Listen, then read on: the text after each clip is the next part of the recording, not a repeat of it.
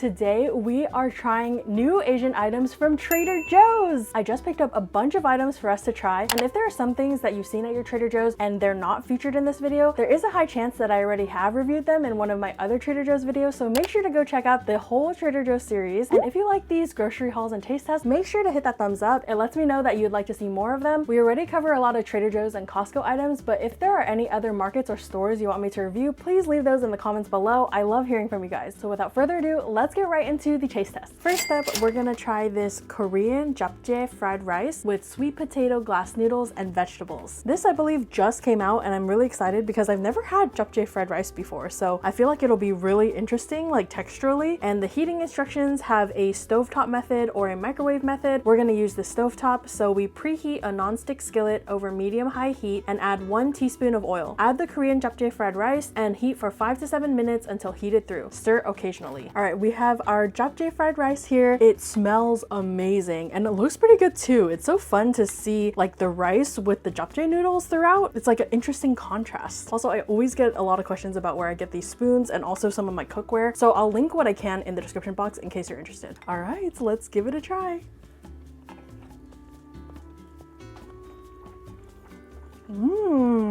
That is so unique, but I like it. It has that reminiscent flavor of japchae, like strong on the sesame oil, and you get all those different textures of the vegetables as well. There's like carrots, mushrooms, bell peppers. So while you get the little grains of rice and the smooth noodles, you also get a crunch from the veggies. The noodles still maintain a little bit of chewiness, and the rice is also cooked nicely. It's not mushy or anything, so they complement each other really well. I wasn't sure if I was gonna like this, but I'm pleasantly surprised. I definitely get it again. Next up, we're gonna try this sparkling matcha lemonade. I am so excited about this because I love matcha. I literally make matcha at home almost every day. So whenever I see a new matcha product, I get really excited. And it says swirl can gently before opening as ingredients may settle. So let's give it a little swirl. Swirl, swirl, swirl. You want to swirl it now.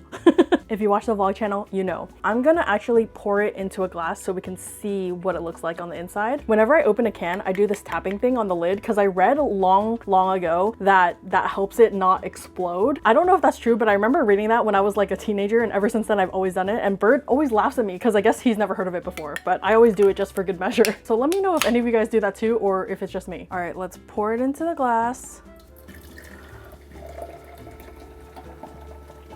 Whoa, it's bubbly. This green shade of matcha looks a little interesting. I feel like usually you want it to be a little more vibrant green. This is a little more brownish than I would like, but let's give it a try.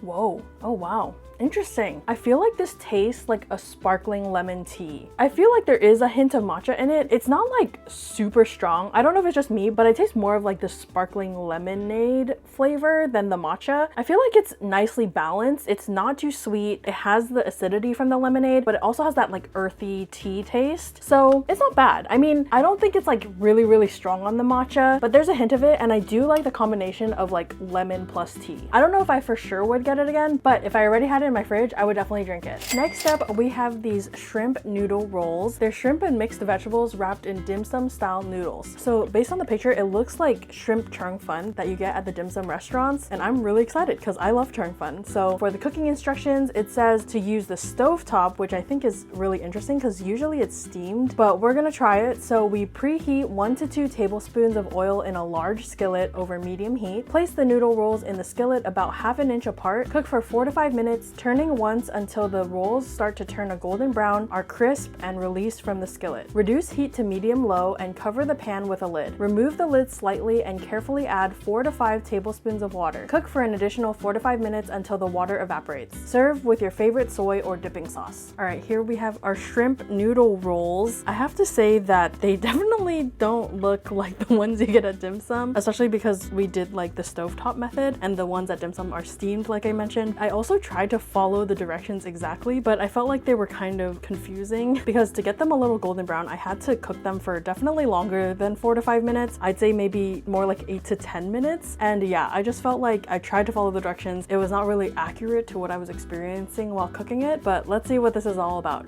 Cheers.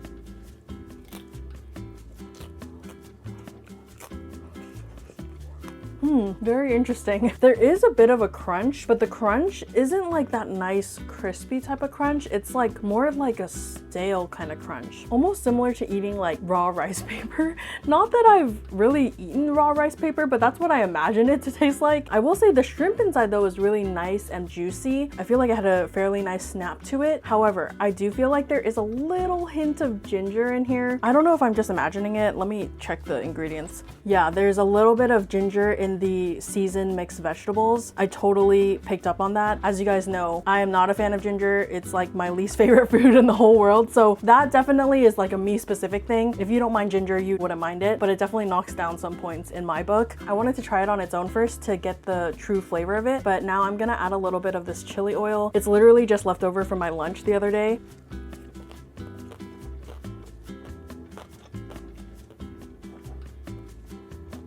Yep, it still has that hard rice paper texture that makes it really hard to chew, and it even gets stuck in your teeth. But I will say the chili oil did help a lot. It added this extra kick and it made it actually 10 times better in my opinion. I think the stovetop method is not the way to go with this. Let me know if any of you guys have tried this and tried steaming it like the traditional dim sum way, and let me know if that went better than this, because as this stands, I would not recommend it. But if the steaming method works well, then I definitely try it again. Next, we have the Korean style bibim-guksu. It's spicy somen noodles with vegetables, kimchi, and gochujang dressing. You can see the vegetables in there as well as the noodles, and the dressing comes in this packet. I feel like this bowl that it comes in is a bit small, especially because the dressing's on the bottom, so I'm gonna dump it in this bowl. Let's pour the dressing on there. Ooh. Wow, look at that bright red color. And we're gonna mix it together, get the sauce evenly dispersed throughout. Whoa, the noodles are a nice texture, very slurpable, not super like bouncy or anything, but they hold on to the dressing really well. And I like the contrast in texture from the vegetables. Like you get the crunchy cucumbers, there's also kimchi and cabbage and carrots. For the dressing, I feel like when I first taste it, I get like this nuttiness, kind of sesame oil vibe, and then as I chew more and more, then I get more of that gochujang flavor. But yeah, this is honestly very refreshing, especially for the summer. I just ate a bite of pure kimchi and their kimchi is really sour. I've eaten a lot of kimchi in my life, and that probably is some of the most sour kimchi I've ever had. I also will say, from my experience eating bibim-guksu, this isn't exactly authentic, but yeah, I feel like this is not a bad option. I don't know how much I would consider this like an entree, because I feel like if I just had this, I wouldn't be satisfied enough as a whole meal, but I feel like this would be a good accompaniment to other dishes. Next up, we have this tom yum seasoned snack mix. It's a crunchy blend of cashews, fava beans, sticky rice, and peas with the flavors of Thai tom yum soup. I've never had a snack like this, so I'm really excited. Oh my gosh, that smell literally just hit me in the face. It was just like, punch me in the face. The aroma is strong. Let's grab one of these things. I feel like this one is like a cluster of sticky rice.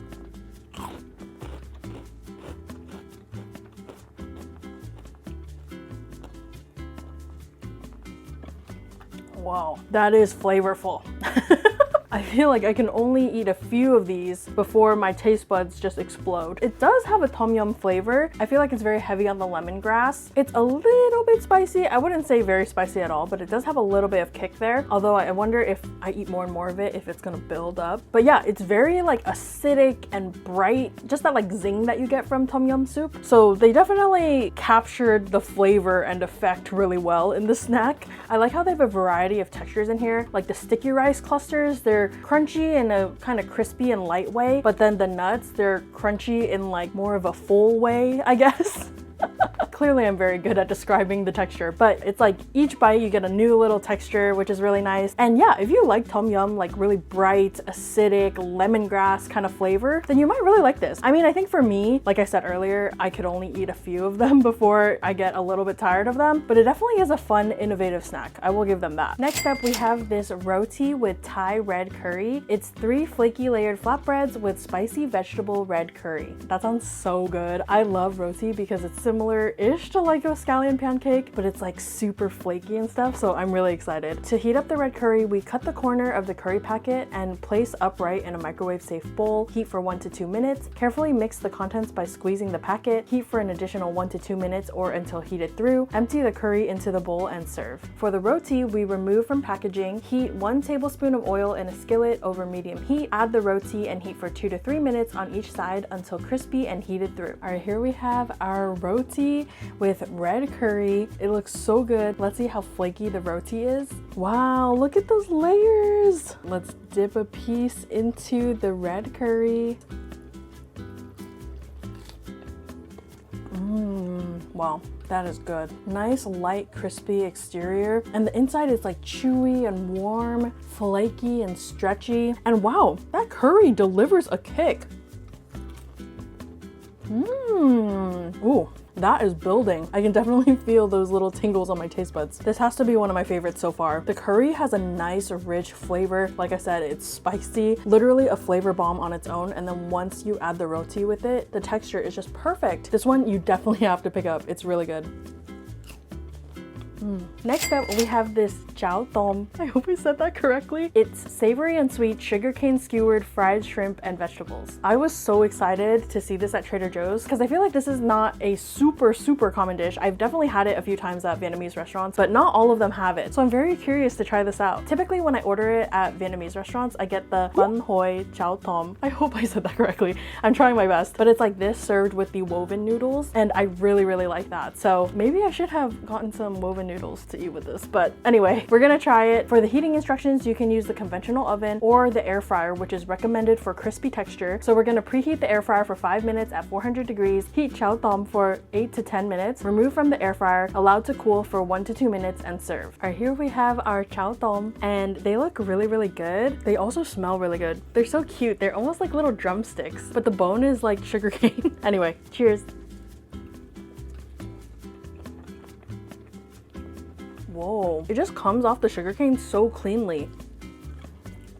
Like, look at that. So after you eat the shrimp part, you can also chew on the sugarcane. This is so fun to eat. In terms of the shrimp part, it tastes really strong on the lemongrass. It actually reminds me of the shrimp bao buns that they had. I think we tried it in the last Trader Joe's video. Those had a really strong lemongrass flavor, and I feel like they use a similar shrimp mixture on these skewers, which is actually pretty smart because if they're already making it in the bao bun form, they might as well make it in this form. Texture-wise, I do wish it was crispier on the outside. It mentioned that if you want it to be crispy, you should air fry it, which I did. Maybe I should have air fried it longer, but it said 8 to 10 minutes and I ended up doing 10 minutes. So yeah, I'm not really sure about that. But as for the texture of the actual like shrimp mixture, I don't feel like there's that much shrimp in here. I mean, I see a little bit, but when I chew it, I mainly get texture of like water chestnuts. There's like this crunch, and from what I can see in the ingredients, it does have water chestnut in it. So I'm not a huge fan of that. And I also do taste ginger, unfortunately for me, although it's not like super strong, but I definitely taste a hint of it there, which then makes me inclined to not like it as much. But yeah, I think this is okay. I feel like I was really excited for this, but I'm a little bit let down. So I don't think I'd get it again, but it's not bad. I feel like they made a solid attempt. Just for me, it fell a little flat. Next up, we have these teriyaki mushroom mini bao buns. They're teriyaki miso seasoned mushrooms and mixed vegetables in a classic bao bun. For heating instructions, they have microwave or steamer, which is preferred. So we're gonna remove all packaging and place frozen buns in a steamer basket. Steam for 10 minutes or until heated through. Allow to rest for 1 minute before serving. All right, here we have our mushroom baos. They just look so cute in there. They're not as big as a normal bao size, but they're not as small as like a soup dumpling, so they're kind of like an in-between. Whoa. Look at that. The folds on top are perfect.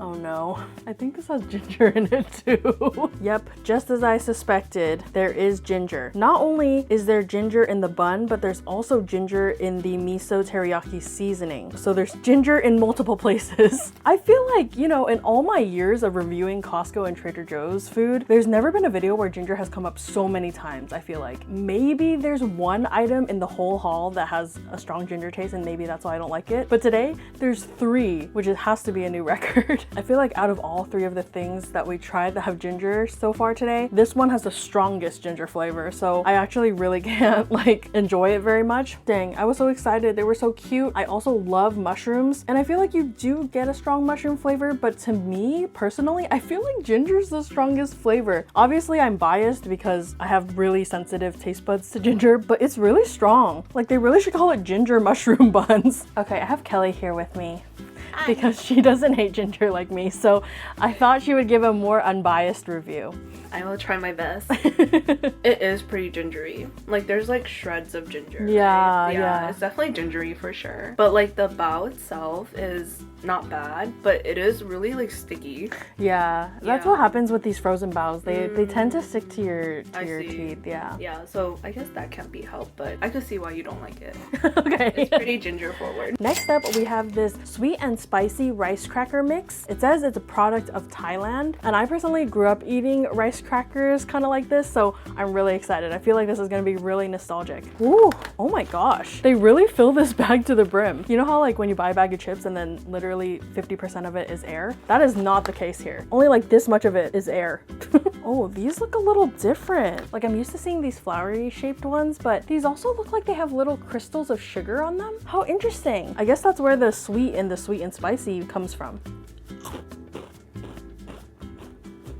Oh wow. Okay, so these lighter color ones do have a little sprinkle of sugar on the outside, so it does add the sweetness. It's not like overly sweet. Considering that there's sugar crystals on it, it doesn't taste like you're eating sugar, I guess. It kind of blends well with the rice cracker. I also feel like there's maybe like a little bit of a sugary glaze that coats it, so it adds more of a crunch than the other crackers when it has like sugar crystals on it. And then these orange looking ones are the spicier ones, so it does have a little bit of a kick, nothing too crazy, but you can tell that they don't have the sugar crystals on the outside, so the texture is a little bit different, a little less crunchy. But yeah, I really like the spicy flavor in these. I feel like they do balance each other out pretty well. It's a fun little snack. It is nostalgic for me because they are very similar to the rice crackers I grew up eating. So yeah, if you like a little sweet and spicy vibe, I think you'll like this.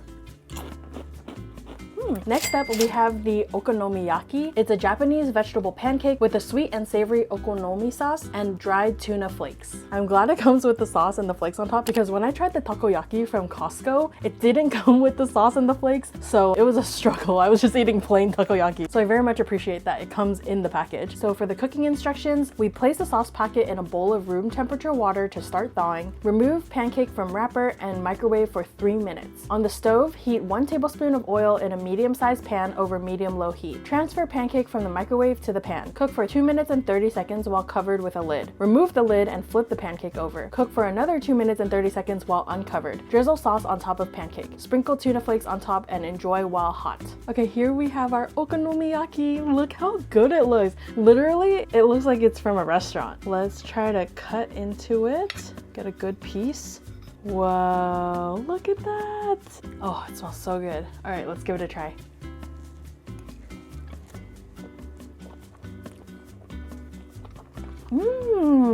Wow, that's really good. This is kind of like restaurant quality. The pancake is loaded with cabbage and onions, and as an onion girly, I really appreciate that. And I like that sauce on top. It adds a sweetness as well as like kind of a seafoody taste from the tuna flakes. The sauce is a little bit tangy too, actually. Wow, I'm pretty impressed. Everything just works really well together. Texturally, the pancake is soft, but you do get a crunch from the cabbage and the onions, which I really like. So overall, very solid. All right, next we're gonna try these Portuguese custard tarts. And I know what you're thinking, Portugal is not in Asia. However, Portuguese custard tarts are really popular in some parts of Asia, such as Macau. So much so that Macau makes their own style of Portuguese custard tarts called potat, and those are frequently sold in a lot of Asian bakeries. So when I saw this at Trader Joe's, I really couldn't resist picking it up. I also figured that a lot of you guys probably want to try it as well, so I picked it up so we could try it together. For the heating instructions, they have the microwave, air fryer, or conventional oven, which is the preferred method. So we're gonna preheat the oven to 375, arrange the tarts with the aluminum tray on a baking sheet, and heat for 20 to 25 minutes or until heated through. All right, here we have our Portuguese custard tarts. They smell incredible. They do look a little more toasty than I would like. I did follow their directions of doing it for 25 minutes. Maybe I should have done 20 instead, but I'm sure it's gonna be fine. They're already like really flaky. Oh my gosh, cheers. Oh, hot. Ooh. I let them cool down for about 5 minutes, but I think I probably should have let them cool down for a little longer. But wow, these are pretty good. The filling is nice and sweet. It's like soft and smooth, a little bit creamy. And then I love the flakiness of the crust. For me, I love the sweetness level. I think some people who like things not too sweet might find this a little bit on the sweeter side, but for me, it's perfect. And yeah, next time I will definitely do 20 minutes instead of 25. But other than that, I really like them. Next up, we have this brand new black sesame mochi. It's black sesame ice cream surrounded by sweet rice dough. And I love anything black sesame, so I'm really excited about this. I will say, based off of the picture on the packaging, it looks different from the other Trader Joe's mochi flavors that they have. Like the mango, the ube, the coffee ones, they all look flatter. They all have that kind of shape. Whereas this one, it looks like this specific brand that they sell at the Asian supermarkets. I'll pop a picture up right here, but I grew up eating that brand. Like that was one of my favorite things to eat as a kid. So I'm wondering why for this one, it's that shape, but then for the other flavors, it's the flatter shape. Very interesting. So if you know anything about that, let me know in the comments. But yeah, this one comes with 6 mochi. Let's take a look. Ooh, the packaging too. Wow. This container is different from the other flatter mochi containers. I mean, I guess that makes sense because the shape is different, but it really does look like the one that they sell at the Asian supermarkets. All right, let's cut it in half and see what it looks like on the inside. Ooh, that looks really good. You can definitely tell it's a black sesame flavor from those specks on the inside, and the mochi feels nice and soft.